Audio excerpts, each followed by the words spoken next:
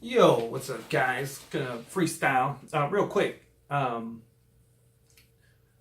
gonna try to record all my stand-up sets. It looks like I'll be doing once a week, going to open mic. Magda recorded my last set, and I'll upload that. I'm currently playing XCOM 2, and if you have any video requests, give them to me. I'm going to start making videos again. But not releasing them daily. I just watched a video about how to not say and that's in my mind. But anyway, to the title of the video, me and Black Lives Matter, Taiwan, in parentheses. What I want to do is go over kind of my history, how I got into it, and then what I did after, and then leading up till now. And my bipolar mania kind of plays into it. So actually I'm going to go back in time, but first let's go back to in 2015. I think it was in 2015. I was crossing the border from Canada into the US, and I ran into a I'm kind of a troll by nature. I'm trying to not do that anymore. But I was crossing the border. Initially, I was gonna be an asshole. I decided not to be one, but unfortunately for me, I got a border patrol agent who was an asshole. So he asked me all these questions. He asked me, where am I from in the U.S. What am I doing in Canada? All that kind of stuff. And I just answered directly, politely. But then he gives me, he says, tell me a story about why a guy from Iowa is dropping, someone off at a airport in Vancouver, and I just told him no. So he takes my passport, tells me to drive off to the side, go in some side door that was actually locked. Then I went into the main door, and there was this long line, and I was like, nah, it's time to troll. So I come out, and I walk up to one of the border agents, and I'm like, yeah, I want my passport back. And he's like, you'll get it inside. I say, no, I want it now. I want my passport. He's like, no, you gotta go inside. I go, no, I'll just sit here and wait. I want my passport back now. And he goes, look. You can go inside the easy way or the hard way. And I go, what's the hard way? And he says, in cuffs. And I say, I'll do that. And then he gets all flustered, throws cuffs on me. Another guy comes. That door that was locked, that's the door I end up going through. All of a sudden, there's 5 guys that are patting me down. One guy's pretty nice. He's like, oh, this is just procedure, man. I'm sorry. I end up in a cell, and it gets all intense. And I'm sitting there, and eventually this white chick comes out who must be a manager or something. She asks me a bunch of questions, and then the last question is, so how did you end up here? And I go, well, the guy asked me, he said I could go in the easy way or the hard way, and I chose the hard way. She said, why did you do that? I said, because I could. And she goes, that's fair. They go look up all my records or whatever. I got none. So they ended up just letting me go. And I think it ended up being, while it was intense, it was a lot faster than, than going through the normal line. And when I got back to Iowa after that, I was online, filing a complaint on the Border Patrol site, which I don't think I ever heard anything back. But while I was doing that, I heard something on TV about Black Lives Matter. I go check it out. I'm like, this is interesting. And then I start to research it, and then I start trolling again. What happens is I hear the story from one of the founders of Black Lives Matter, and it doesn't sound correct to me for some reason. And it wasn't, it's embellished a little bit. It really annoyed me then. I'm cool about it now. But essentially, they make the case, and I don't believe this to be true, that they came up with the phrase Black Lives Matter. And the reason I say this, like, I wouldn't have cared if they just saw it online and were like, oh, yeah, let's use this. And they did it, and no one else had been using it. That's like, whatever.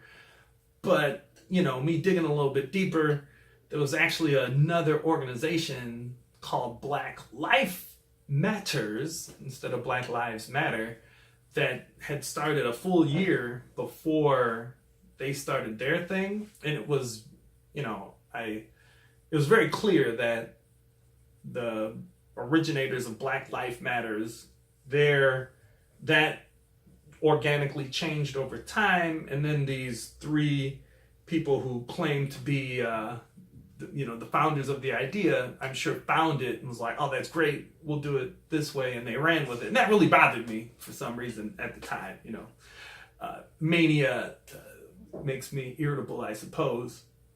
So, them at that time, it was totally decentralized, and they, weren't claiming what other people did. So I said, okay, I'll go ahead and be the founder of Black Lives Matter Milwaukee, even though I was living in Iowa. So I end up doing that and holding some meetings, and I held a couple, I did a what do you call it, spoken word event. I did 2 of those, did a bunch of stuff.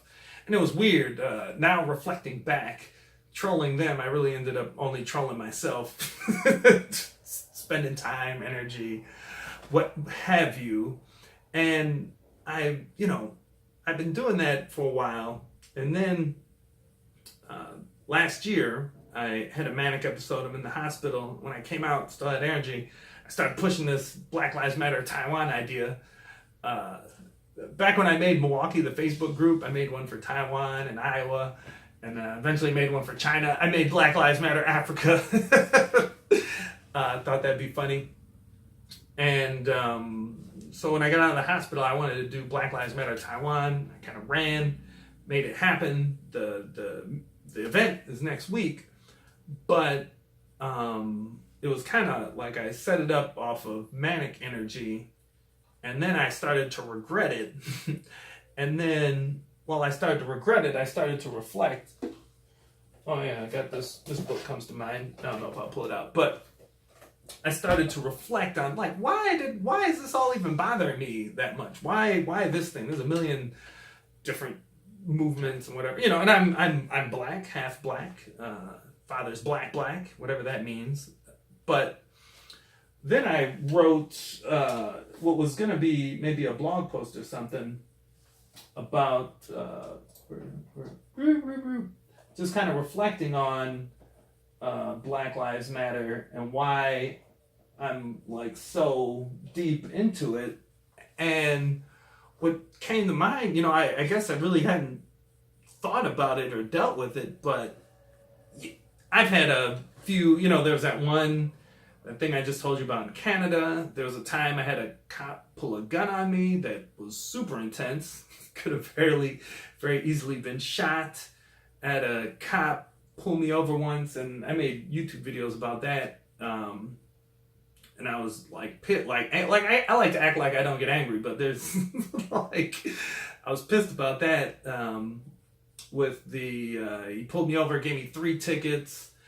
And all this stuff happened because of kind of the bureaucracy of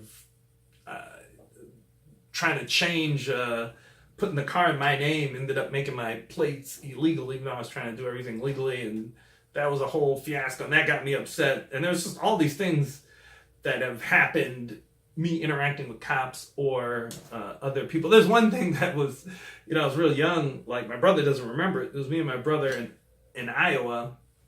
We had to go to the grandma's house to get something from this. We were in Iowa at grandma's house. We went. She sent us to the store to get something. We're getting it. And this is a small town with like no black people. And I just remember, I don't think I even understood the concept of stealing yet. But this guy goes, "Don't you guys steal anything?" And I was like, "Wait, what? So all these little things, crept together to motivate me to it wasn't just that one thing in Canada. You know, there's all these things coming out, and then combined with me being upset that they took someone else's thing. And something like that had happened to me once with something I came up with in Milwaukee. All this stuff. And then I started doing a bunch of stuff, kind of trolling myself. And then I trolled myself into making this event that is going to happen next week. But it's cool things. So I'm in Taiwan now, right? And I have an event. I have to be somewhere, but I got time. I'm in Taiwan right now. And police shooting black people is not a problem. Taiwan is in America, so the black people here, I mean in America, the black people there aren't all of African American descent, but here, you know, there's a more international community of people of color. You know, they're not all Americans. Some are from different countries in Africa, some are from the UK, some are from, you know, Scotland, wherever. They're from all over. And me kind of like doing a Black Lives Matter thing here, while it got attention, I haven't, it's next week, but I haven't really promoted it or anything, but people found it. What Black Lives Matter here would mean would be something totally different than in the US. So, yeah, I was wrestling with that, and I ended up coming up with a new name, We Are One Taiwan, for, you know, further monthly events. And here, now I'm just freestyling, but as I pitched the Black Lives Matter event to the location where I'm having it, they were like, yeah, cool. And eventually I was like, Black Lives Matter feels, you know, doesn't feel right for this location and being in Taiwan. What about We Are One Taiwan? The guy loved it. So now next week this thing will get shot with video. Podcast is supposed to be made out of it. I have a friend from Milwaukee, Teju. He's an African storyteller. He's been doing it for like 40 years. He's coming out. I want to be in video making mode so I can make some videos with him, and the event will get recorded. And what's cool, and this is what I was doing in, the problem with me trying to do what I was doing in Milwaukee is I wasn't living in Milwaukee, so it was you know, problematic. Now I'm doing what I'm doing here, and I'm here, so that's good, but then the Black Lives Matter thing isn't really. Anyhow, I just kind of threw it all out there in the universe, and I was hoping I'd find some people and it would stick. And I ended up connecting with a friend that I met through comedy. He's from Nigeria. He's Yoruba, speaks that language, speaks English.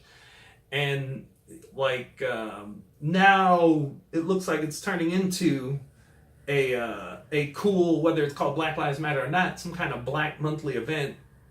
But I'll be working with other people. And now just totally freestyling. So that job I got is writing content for a guy who does a course for people to do video and, you know, build a brand and sell stuff. So that's cool. That's a good connect with that. But I'm like a part of the behind the scenes team, right?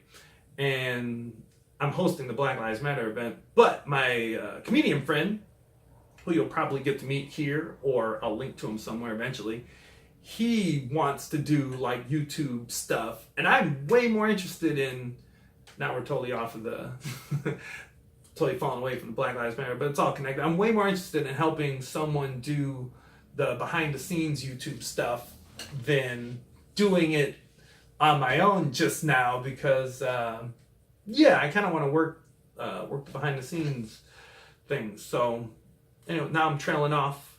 That's what I got. Again, I don't know if I said this at the beginning. Maybe I forgot to say this one thing. But if there's something you would like me to make a video about or talk about or show you somewhere, let me know. I'm going to start transitioning away from just the daily vlog, walking around with the camera, and slowly get back into, this rig is a little slow for editing, but Magda's rig, like, I can edit over there, and just kind of like, even though I'm doing the behind the scenes, I'll be doing it with my friend, and I'm working with this guy here, I'm gonna start, you know, doing the new craft, the new YouTube craft, the way it is now. So here's someone left a comment recently that they like the longer videos, so boom, here's a longer video for you. it can be. I have another I don't know what kind of gaming videos I play. I'm just grinding this out right now. I'm thinking like I might want to platinum this. I already beat it on normal. I'm playing through normal again because it's been a while, and I kind of want to play it on the hardest difficulty setting. And this game sucks, XCOM 2, at the hardest difficulty set. I mean, it sucks in a good way. It's just very, very difficult to manage your resources and play like on the hardest difficulties. Oh, maybe you don't have to do it on Iron Man mode though.